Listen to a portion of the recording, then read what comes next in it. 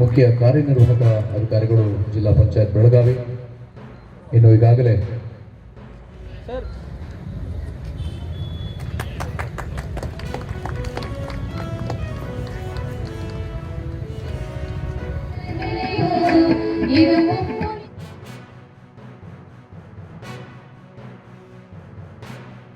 ದಿನಸಿ ವಸ್ತು ಇರ್ಬೋದು, ಅಲ್ಲಿ ಕಲ್ಚರ್ ಇರ್ಬೋದು, ಅವರ ಸಾಮಗ್ರಿಗಳನ್ನ ಈ ಬೆಳಗಾವಿಯಲ್ಲಿ ಪ್ರವೇಶ ಮಾಡೋದ್ರಿಂದ ಒಂದು ಜಿಲ್ಲೆಗೆ ಪರಿಚಯ ಮಾಡುವಂಥ ಒಂದು ಇನ್ನೊಂದು ಹೆಜ್ಜೆ ಅಂತ ನಾನು ಭಾವಿಸ್ತಾ ಇದ್ದೇನೆ. ಮತ್ತೊಮ್ಮೆ ಐಪ್ರಾನು ಮತ್ತು ಅವ್ರ ತಂಡ ಅವರಿಗೆ ಈ ಒಂದು ಪ್ರಥಮ ಬಾರಿಗೆ ಮೈಸೂರು ಬಿಟ್ಟು, ಯಾಕೆ ಮೈಸೂರಲ್ಲಿ ಅವ್ರು ಹೇಳಿದಂಗೆ 100 ವರ್ಷದಿಂದ ಈ ವಸ್ತು ಪ್ರವೇಶನ ನಡೀತಾ ಇದೆ.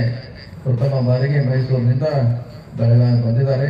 ಅದಕ್ಕೆ ನಾವು ಗೌರವ ಕೊಟ್ಟು ಇದನ್ನು ಅತ್ಯಂತ ಯಶಸ್ವಿ ಮಾಡುವಂಥ ಜವಾಬ್ದಾರಿ ನಮ್ಮ ಬೆಳಗಾವಿ ಜಿಲ್ಲೆ ಮೇಲೆ ಮತ್ತು ಎಲ್ಲ ಅಧಿಕಾರಿಗಳ ಮೇಲೆ ಮತ್ತು ಎಲ್ಲ ರಾಜಕಾರಣಿಗಳ ಇದೆ ಅನ್ನೋ ಮಾತನ್ನು ಇವತ್ತ 40 ಟನ್, ಒಂದು 10 ಟನ್ ಕಬ್ಬಿಗೆ 1 ಟನ್ ರೌದಿ ಬರ್ತದೆ.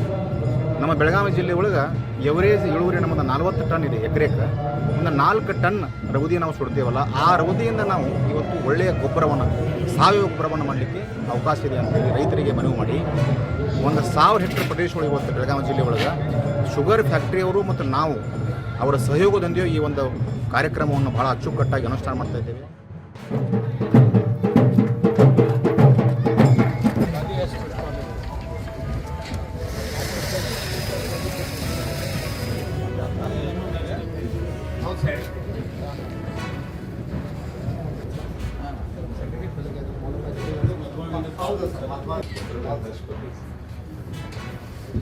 ಅಂದರೆ ಇದು ಚರ್ಮ ಸರ್, ಇದು